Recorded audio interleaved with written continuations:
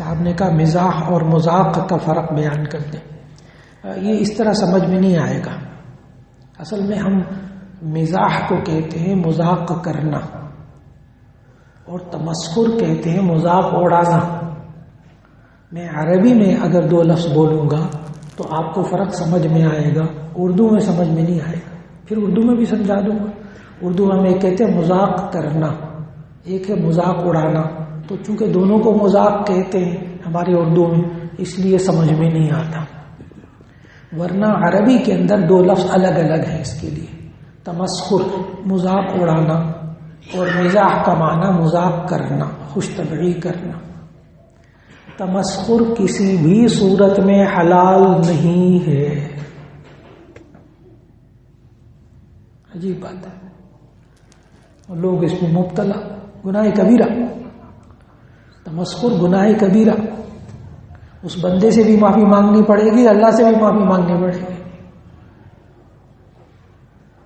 کسی کے موٹے ہونے کا مذاق اڑانا, کسی کے پتلے ہونے کا مذاق اڑانا, کسی کی ناک لمبی, کسی کے سر کے بال نہیں ہوئے گنجے. عجیب بات ہے. اب اس سے بھی معافی مانگے, اللہ سے بھی معافی مانگے.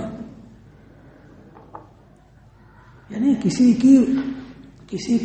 کی کمزوری بیان کر کے ہنسی اڑانا, ہنسنا, اس کو کہتے ہیں مذاق اڑانا. کسی کی کمزوری, عیب, برائی. اور یہ کسی صورت میں جائز نہیں ہے, گناہ کبیرہ ہے. اس میں اس بندے جس کا دل دکھا اس سے بھی معافی مانگنی اور اللہ سے بھی معافی مانگنی. اور مزاح کس کو کہتے ہیں؟ مزاح جس کو ہم کہتے ہیں مذاق کرنا. مزاح کہتے ہیں کسی بات سے خوش طبعی پیدا کرنا, لیکن اس کے لیے بھی نبی صلی اللہ علیہ وسلم نے شرائط بتائی. اس مزاح میں جھوٹ نہ ہو, اس مزاح میں دھوکہ نہ ہو, اس مزاح میں دل دکھانا مقصود نہ ہو. تب کہیں جا کر وہ مزاح جائز ہوگا. اب وہ اپریل فول بناتے ہیں نا, اپریل فول, وہی تمہارے باپ کا ایکسیڈنٹ ہو گیا, تمہارا فلاں ہو گیا, بعد میں مذاق کر رہے تھے. یعنی جھوٹ بھی بولا, دھوکہ بھی دیا, دوسرے کا دل بھی دکھایا.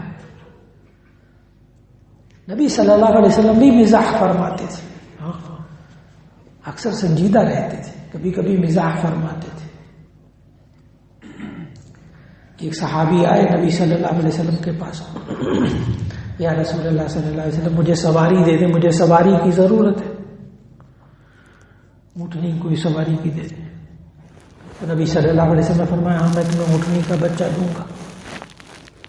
تو صحابی کہنے کہ یا رسول اللہ صلی اللہ علیہ وسلم میں اونٹنی کا بچہ کیا کروں گا, میں نے تو سوار ہو کے جانا ہے وہاں.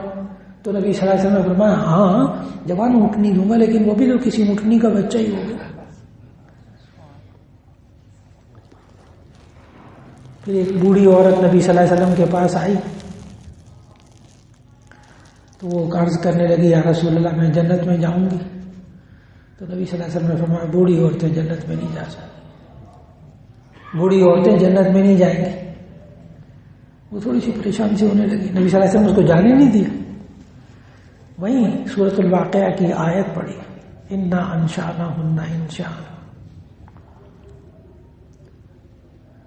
کہ جنت کے اندر تو کوئی بوڑھا مرد بوڑھی عورت کوئی جنت میں نہیں جائے گی, سارے جوان ہو کر جائیں گے.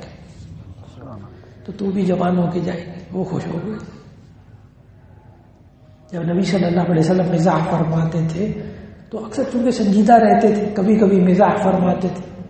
تو جامع ترمذی میں حدیث موجود ہے کہ ایک مرتبہ ایک صحابی نے پوچھ لیا یا رسول اللہ انک تمازحنا, اے اللہ کے رسول صلی اللہ علیہ وسلم آپ ہم سے مزاح کرتے. عجیب سا لگتا ہے نا, ایک بندہ بالکل سنجیدہ ہو کسی وقت میں وہ مذاق کرے تو عجیب سا لگتا ہے. تو صحابہ نے پوچھا یا رسول اللہ انک تمازحنا, آپ ہم سے مذاق کرتے. نبی صلی اللہ علیہ وسلم آگے سے جواب بڑا خوبصورت دیا, فرمایا انی لا اقول الا حقا, میں ہمیشہ حق بات کہتا ہوں, مزاح بھی کرتا ہوں تو اس میں بھی کیا ہوتی ہے؟ حق بات ہوتی ہے. انسان مزاح کرے لیکن دھوکہ نہ دے، جھوٹ نہ بولے، اگلے کا دل نہ دکھائے.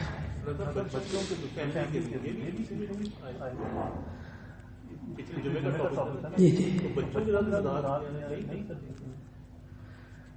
بچوں کے ساتھ ہی مذاق کرنا ہے.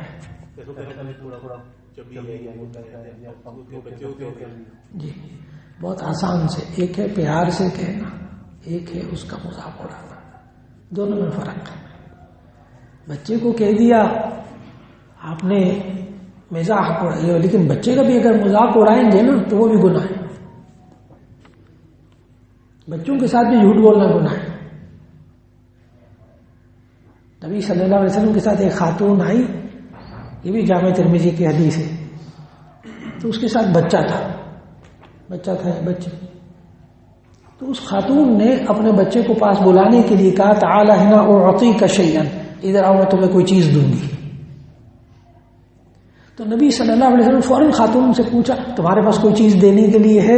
اس نے کہا جی ہاں یا رسول اللہ، میرے پاس کھجور ہے، میں دینا چاہتی ہوں.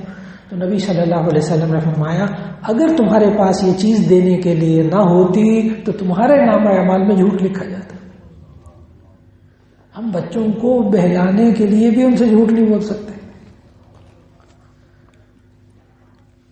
کیونکہ ہم نے تو جھوٹ بولا، اور یقین جانے اس سے بچوں کو عادت پڑ جاتی ہے، جھوٹ بولنے کی عادت پڑ جاتی ہے.